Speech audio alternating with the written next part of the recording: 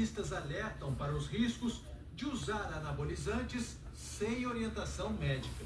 O uso de anabolizantes pode levar a hipertensão arterial, arritmia, outras doenças do coração e pode provocar o desenvolvimento, de determinados tipos de câncer, como de fígado, mama, e que também pode aumentar o risco de trombose, levando à isquemia cerebral. A gente tem observado pessoas que estão morrendo por conta do uso de anabolizante. Nós não conseguimos contato com a defesa de Miguel Barbosa Costa Júnior e com dos outros presos nessa operação. Os responsáveis pelas marcas Next e Thunder não deram retorno aos nossos contatos. A princesa de Gales, Kate Middleton, disse que o câncer diagnosticado no início do ano passado está em remissão. Que a situação em que os exames não detectam mais a doença pode ser sinal de que ela esteja curada ou de que a doença regrediu a ponto de não aparecer mais nos testes. No hospital de Londres, em que ela se tratou, a princesa de 43 anos agradeceu aos profissionais de saúde. Aos pacientes, ela disse que o tratamento e os efeitos colaterais podem ser difíceis de superar, mas que é fundamental manter uma mentalidade positiva e acreditar que há uma luz no fim do túnel. O acordo de cessar-fogo entre Israel e o grupo terrorista Hamas entrou na fase final de negociações. O Catar e o Egito estão tendo um papel central nessa história. São os mediadores. Hoje o Ministério das Relações Exteriores do Catar anunciou que o grupo terrorista Hamas nunca esteve tão perto. As reuniões decisivas em Doha vêm contando com a presença do primeiro-ministro do Catar, do diretor do Serviço de Inteligência de Israel, de representantes do Hamas e também dos Estados Unidos, tanto do governo Joe Biden quanto do futuro governo Donald Trump. Segundo fontes da imprensa internacional com conhecimento das negociações, o acordo que está na mesa prevê, numa primeira etapa, a liberação de 33 reféns israelenses ao longo de 6 semanas. Esse primeiro grupo inclui crianças, mulheres, homens acima de 50 anos, feridos e doentes. Em troca, Israel soltaria 1.000 prisioneiros palestinos e começaria uma retirada gradual e parcial das tropas que estão lá na faixa de Gaza, além de aumentar a entrada de ajuda humanitária no território palestino. Hoje, o integrante do alto escalão do Hamas disse à agência de notícias Reuters, sob condição de anonimato, que o grupo ainda não respondeu se aceita a trégua porque não viu os mapas com plano de retirada das tropas de Israel. Enquanto isso, familiares dos reféns israelenses voltaram a protestar e a exigir um acordo. Israel estima que cerca de 90 reféns ainda estejam sob o poder do grupo terrorista na faixa de Gaza. Não está claro quantos ainda estão vivos. O acordo de cessar-fogo que está sendo avaliado prevê que eles sejam libertados gradualmente. Mais rápido tomar banho aqui, cara. Familiares dos sequestrados se reuniram com o primeiro-ministro israelense Benjamin Netanyahu nessa terça-feira. Cobraram um acordo que traga de volta todos os reféns de uma só vez, não por etapas. Netanyahu disse que um acordo final pode sair nas próximas horas ou nos próximos dias. E assim que o Hamas responder, o processo vai começar imediatamente. Hoje, o secretário de Estado americano, Antony Blinken, disse que o acordo está pronto para ser implementado e que a decisão agora está com Hamas. 5 dias antes de deixar o poder, o presidente dos Estados Unidos, Joe Biden, retirou Cuba da lista de países que apoiam o terrorismo e rescindiu uma decisão do antecessor, Donald Trump, que restringia transações entre empresas e pessoas dos dois países. Segundo o porta-voz da Casa Branca, a decisão é parte de um acordo negociado pelo Papa Francisco.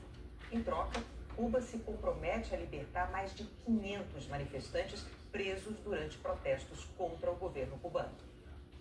Em dezembro, a inflação da Argentina foi de 2,7%, o terceiro mês seguido abaixo dos 3%. No ano passado, a Argentina acumulou uma inflação de 117,8%, bem menor do que os 211% registrados no ano anterior. Javier Milei assumiu o poder em dezembro de 2023 e adotou um programa abrangente de corte de gastos públicos. O presidente Lula sancionou hoje a flexibilização do pagamento das dívidas dos estados com o governo federal. A negociação autorizada pelo Congresso em menos de 30 anos. O projeto que autoriza mais uma renegociação da dívida dos estados foi aprovado pelo Congresso no fim do ano passado. O governo manteve o que os governadores endividados queriam. avaliam a possibilidade de tornar federais empresas estatais com o objetivo de abater parte do que devem. Além disso, os estados poderão aderir ao programa até o fim deste ano e renegociar as dívidas, com desconto nos juros e parcelamento em até 30 anos. A lei mantém a fórmula de reajuste, IPCA mais 4%, mas prevê mecanismos para reduzir e até zerar esses 4% se o Estado investir em áreas como educação, segurança pública e adaptação às mudanças climáticas. Lula vetou 13 trechos, entre eles o que permitia o uso dos recursos do Fundo Nacional de Desenvolvimento Regional, criado com a reforma tributária, para abater parte da dívida com a União, o que permitia que estados abatessem da dívida gastos que fizessem no lugar da União, como uma manutenção urgente de uma estrada, por exemplo, e acumular benefícios da renegociação anterior com os benefícios dessa renegociação. O Tesouro Nacional informou que os estados devem à União 800 bilhões de reais. Os mais devedores são Paulo, Rio de Janeiro, Minas Gerais e Rio Grande do Sul. Respondem juntos por 90% das dívidas. We got this. O Senado, Rodrigo Pacheco, do PSD, autor do projeto, afirmou que a renegociação vai dar fôlego para os estados. Permite que haja, por parte desses estados, a retomada de investimentos públicos de interesse da população, ao invés de só pagar a dívida, além de se pagar a dívida efetivamente, há também a possibilidade de investimentos em saúde. It's a baby boy. Esse equacionamento desse projeto que hoje é transformado em lei. O socorro do governo federal a estados endividados se estende há anos. This is... Em 1997, a União chegou a assumir empréstimos tomados pelos estados. Em 2016, uma nova rodada ofereceu 20 anos de alongamento da dívida. This is Marshall, my boy, my Prometeram acortar gastos e revisar despesas. my Foram pelo menos 4 grandes my beautiful fish. de 30 anos. This is my beautiful fish. This is my beautiful As fish. regras estão mais brandas. These are babies right here. Os estados recebiam o benefício com a This is Marshall. alguma coisa desse Hi Marshall. Hi baby tinham que fazer alguma girl, baby boy. sua previdência, Good night. Good night. Good night. funcionamento de suas empresas estatais. E nesse caso, a contrapartida para obter a redução é gastar mais. Enquanto a gente não quebrar a cadeia This is my glowfish right here. de se buscar ou executivo, ou legislativo, ou judiciário para que os contratos de renegociação de dívida sejam cumpridos, a gente vai seguir nesse ciclo de estados se endividando, recebendo perdão, as garantias sendo acionadas, o judiciário não deixando de executar as garantias e aí uma nova renegociação. A empresa Meta respondeu à Advocacia Geral da União sobre o fim do programa de checagem de fato. Eu não posso ver today, is Instagram it? afirmou que, Não por posso enquanto, ver. ela só vai aplicar essa medida Sure, nos whatever. Estados Unidos. Respeitar os direitos humanos e a liberdade. We should do a short. A Meta confirmou We only do a 1 minute mudança da video. política de conduta 1 de minute. ódio no Brasil, que tinha o objetivo anunciado de proteger grupos contra discursos discriminatórios. A empresa alega que a mudança diminui o que considera ser um exagero na aplicação da política, para focar em violações de alta gravidade, como terrorismo e fraudes. A AGU afirmou que a resposta da Meta causa preocupação grave ao governo, principalmente em relação a essa mudança na política de conduta de ódio. Segundo a AGU, a alteração não está adequada à legislação e não é suficiente para a proteção dos direitos fundamentais dos cidadãos. A AGU pretende realizar uma audiência pública sobre o tema. O novo ministro da Secretaria de Comunicação, Sidônio Palmeira, assumiu o cargo hoje e disse que um dos desafios do governo vai ser o combate à desinformação.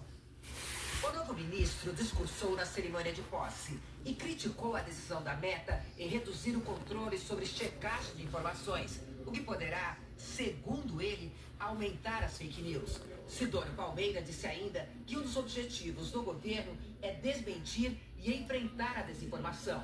Como exemplo, citou em entrevista à imprensa a mentira difundida nos últimos dias sobre uma suposta taxação das transações via Pix. Isso é uma atitude criminosa que a gente está vivendo, causando sérias consequências para quem tem o seu pequeno comércio, para quem tem negócio, para as pessoas que terminam deixando, já passam dificuldades, precisam receber o Pix e aí fica com receio por causa da fake news. A preocupação principal do governo é com a população em si, que está sendo enganada e está sendo prejudicada. Então, quais são as medidas que têm que ser feitas para isso? Stupid diabetes monster. Do ponto de vista de punição de quem está fazendo isso e identificação disso. Uma vez dentro nós vamos Isso aqui, sim. Porque fica bem. O jornal Globo fez um levantamento sobre a fake news do Pix. Foram 25 milhões de visualizações em conteúdos criticando o governo e a suposta taxação da transação. Hoje, a Federação Brasileira dos Bancos reforçou o alerta de que o Pix continua igual, gratuito e sem qualquer alteração para quem usa, e que não haverá qualquer tipo de cobrança ou taxação.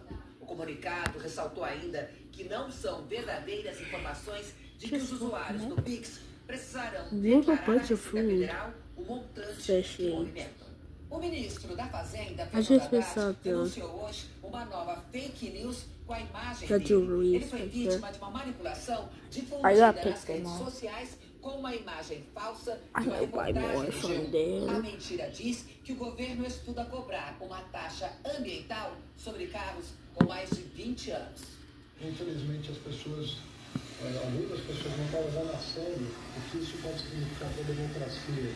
Você colocar na boca de uma pessoa uma frase que ela não proferiu e com um requinte tecnológico que faz com que muita gente acreditasse naquilo. E hoje surgiu uma nova fake news que está circulando com muita força nas redes sobre uma coisa que nem sei explicar o que é, mas seria uma taxa ambiental sobre veículos de mais de 20 anos de uso. Isso é muito delicado para a democracia, porque você pode botar a perder um debate honesto, fair play, que a democracia exige. O governo federal lançou hoje um programa para estimular a formação de novos professores.